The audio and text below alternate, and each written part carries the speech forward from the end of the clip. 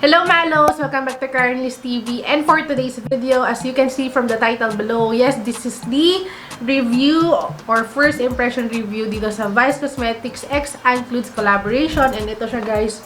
Woo! Yes, sariling sound effects. Woo! Yes! Finally! Yeah, talagang pinagpuyatan ko yan, girl. So, without further ado, let's get started with my unboxing first. So, ayan. Hi guys! So, ayun, hindi ito yung aking talagang setup, pero dumating na kasi itong order ko sa Shopee and kitang-kita nyo naman guys kung ano to, diba? Excited na ako.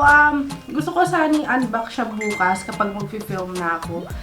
Kaso, once na nag-start na ako mag-film, hindi ko na siya mapipicturean ng yung fresh talaga na fresh na tawag dito. Yung walang swatch. Kasi, syempre, picturean ko muna siya bago ko siya ipipilm. At tingnan nyo naman ako akong bunting yellow din. So much. Oh my God. I'm so happy. Parang ako naiiyak na parang my mama made me proud. Parang ganon. Yung super happy ko kay mama. Oh my God.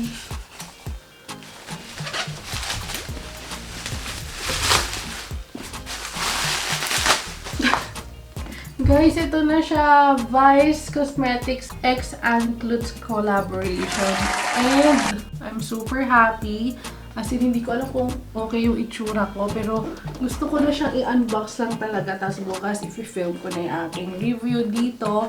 Pero alam mo yung feel ko, baka maging bias ako or ano. I'm so happy. Talagang ito yung hinintay ko ng 12 midnight. Talagang pinagpuyatan ko. Maglulunes yun. May pasok ako. Pinagpuyatan ko siya. So ito. Oh my God! Ang ganda! I'm so happy. Super happy. Ayan siya. San ka? San ka, girl? Hello, I'm super excited to share with you my first ever makeup collaboration with a local, phenomenal brand na super love ko, Vice Cosmetics. I know that it's been a challenging time for all of us, at sana through this Vice Cosmetics X and Clutz collection, I can help you unleash your ganda. Laban lang while bringing out the positivity, the good vibes, and the true beauty in you. Oh my God, I'm so excited. So, ito siya, guys. Oh my God, this is the full collection, buong PR kit, and ayun. Marami na akong iniisip na gustong sabihin, pero ayun, bukas ko na sasabihin yung first impression and thoughts ko on this product. Ano tawag? Hindi ko pa binuksan yung electric fan. Iinitan tuloy ako. Pero ayun, ang ganda. Ang ganda talaga. Tagal ko inaabangan to. Nailtsapuera yung ibang in-order ko sa Shopee. Oh my God. I'm so happy. Ang cute niya. Super fave ko pa naman ang pink and yellow. Actually, naging favorite ko yellow dahil kay Mama Ann. Pero talaga maka-pink girl ako. And the combination of this color right now, oh my God, girl, I love it. I love it so much. Excited na ako. So, sana, yun, pagising ko. Oh my God, feel ko ito unahin kong gawin. So, ayan. Back to the video! So, that was my unboxing yesterday. So, ipapakita ko pa rin naman sa inyo ngayon uli. So, ayan. This is the Vice Cosmetics X and Clutz PR Kit. And yes, nabili ko to sa Shopee. So, ganito, midnight girls. Buksan na natin siya. Pag bukas mo, meron kang makitang ganito, which is this. Yung Unleash Your Ganda. And this is the para siyang photo card. Nandito lahat ng swatches. So, you have here the face palette, the soft matte lipstick, lip gloss, gel eyeliner, then the phenomenal velvet lipstick, and of course, the eyeshadow palette. Meron na akong base and also kilay. It's because wala kang base at pang kilay dito. Pero dun sa reveal ni Mama Ann, ginamit niya yung isang eyeshadow color as shader. Parang ganon. Mag-start na tayo dito sa eyeshadow palette. Ayan siya, guys. And this reminds me of yung watercolor. Ewan ko, basta pag ano ko, watercolor. So, as you can see from the packaging, ayan, of course, yellow and yung flower na pinks. And halos lahat naman sila ganon. So, it's very sturdy naman. It doesn't feel cheap. So, the eyeshadow palette is 395 pesos only. And once you open it up, ayan siya guys. So, natanggal ko na yung film niya kanina dito. Ayan. So, may cover siya na film. And then, you have here the eyeshadow. So, here's the lucky commenter. Subukan, Forever House, Sana All, Plant Emoji, 1 Million, ACBB Squad, Amals, Coffee's Life, Jayatot, and then Planty. Paraben-free, cruelty-free, and of course, vegan. So, 12 months upon opening ang kanyang life shelf. Pero, sino ba naman ang nagtatapon ng eyeshadow palette after 12 months? Lalo na kung mga gantong collector's item na yung ganto, girl.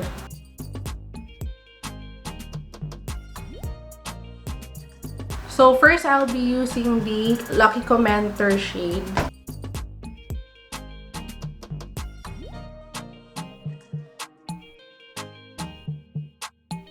Using the same brush, I'll be using the eggplant emoji.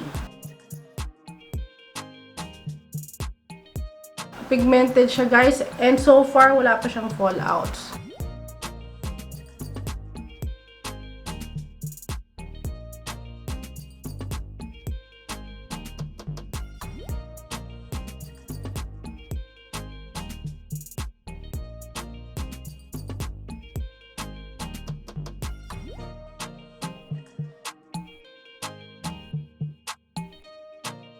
Next, I'll be using is Forever House.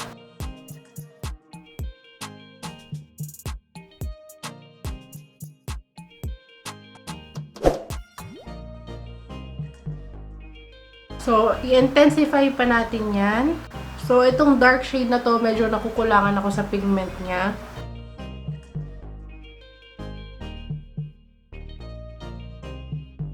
I'll be using the shade B Squad.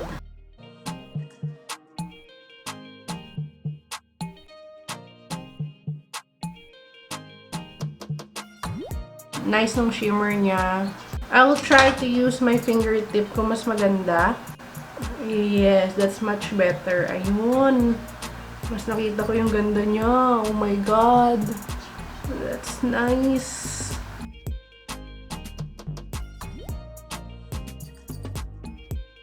So, for the inner corner, I'll be using the shade Jayatot.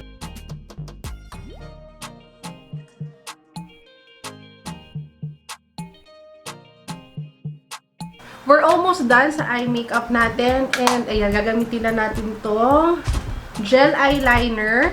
So, you have here the soft lang brown and then intense black. Ganyan siya, parang naka-sharpen na siya. And, meron din siyang sharpener naman talaga dito sa ilalim. Ganyan kahaba. Soft lang.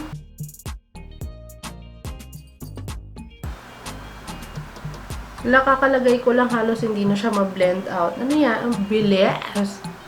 And then, intense black.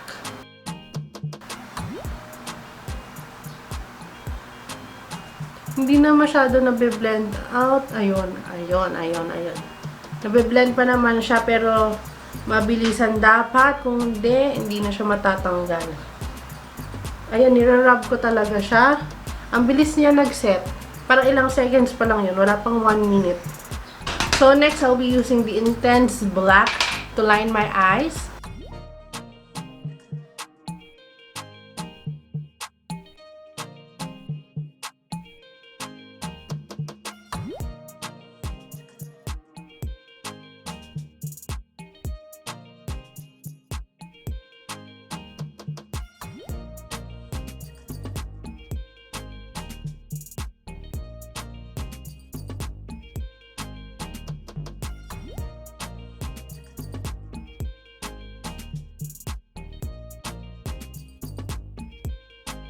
Try ko nga yung dito ko siya kukunin.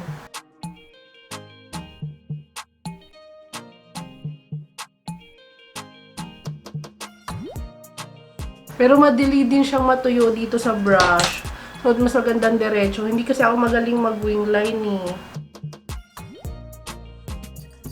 So, ayan yung ating gel liner na intense black. And then, yung soft lang, dito naman sa baba.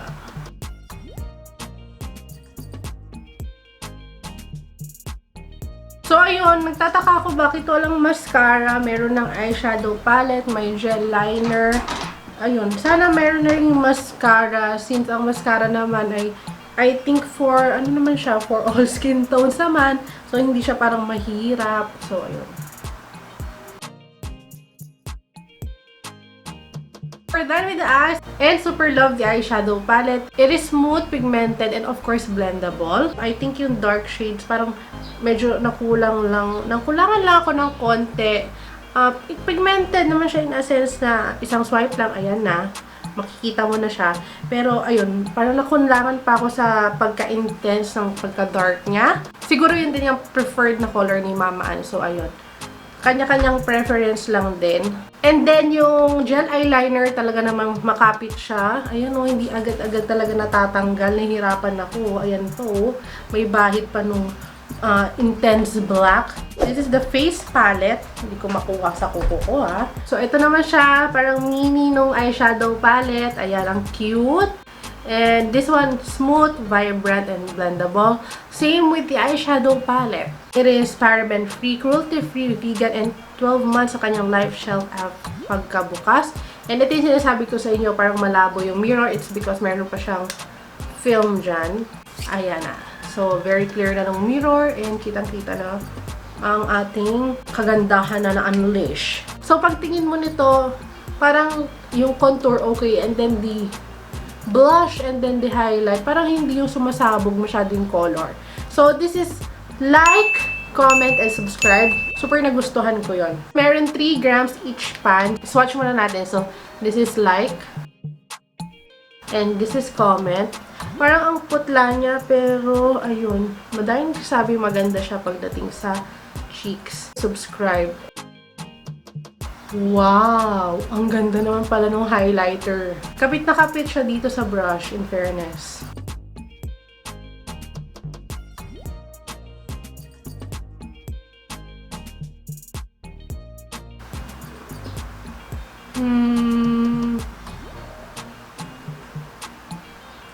Parang masyado siyang brown.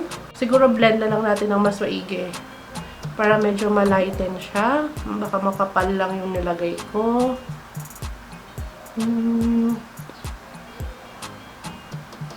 Ayan, okay na siya. Kulang lang sa blending. Ganyan lang. Ayan. Well blended. Ang pigmented niya, in fairness. Malinis na brush to, and I'll be using comment. So, medyo powdery lang siya. Comment, comment, comment. Ayan. Powdery. Ayan.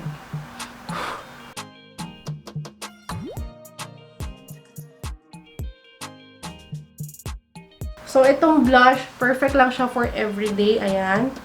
Nakukulangan ako sa kanya. Talaga medyo ano siya, light. Kung mahilig ka sa mga putok blush, hindi siya para sa'yo.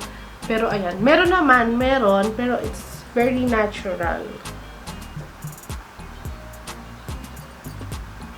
Ayan, lumalabas naman siya na binibuild up ko lang para mag-appear yung blush. Not my typical blush on, kasi ako gusto ko yung blush on na talaga medyo, alam niyo yun.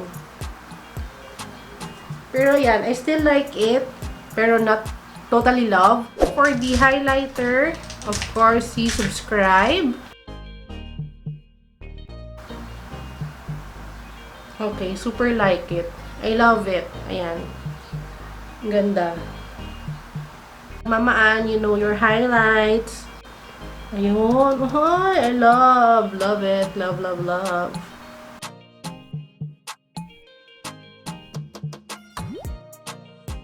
So, nagustuhan ko naman yung like and subscribe. Pero yung comment, hindi ko masyado gusto yung gantong blush. Hindi ako mahilig. Preference lang. Preference. Sa look na to, bagay. Kasi para dahil kung pak na pak ang eye look mo, maganda yung gantong mga blush lang. Tama lang. Yung barely there blush na parang very natural blush lang. So, iniisip ko kung anong uunahin ko eh. Kasi may gloss pa.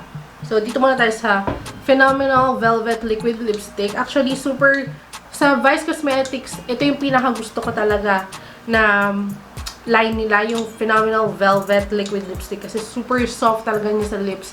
Kung hindi na bago yung formulation nito, kumbaga shades lang nang nadagdag, ay nako, magugustuhan ko to dahil noon pa lang gusto ko na to. So, I have here yung 2 shades na Putol and Bikini Man.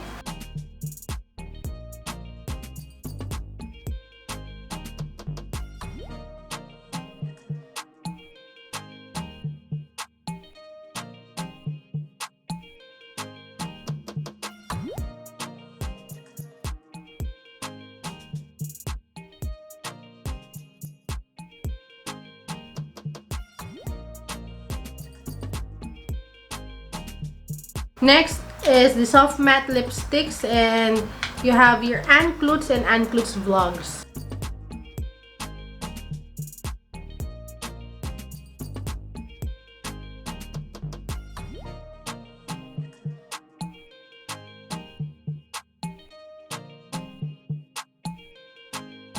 Next is Clutz. Ano ba mas bagay? Oh, shit. Tingnan nyo naman.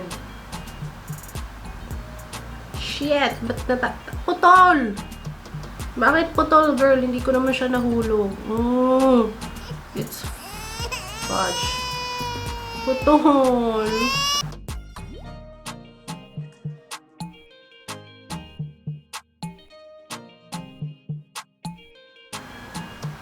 Medyo nasad talaga ako. Anyway, hi, dito na tayo sa lip gloss. So, ayan siya. Ang cute.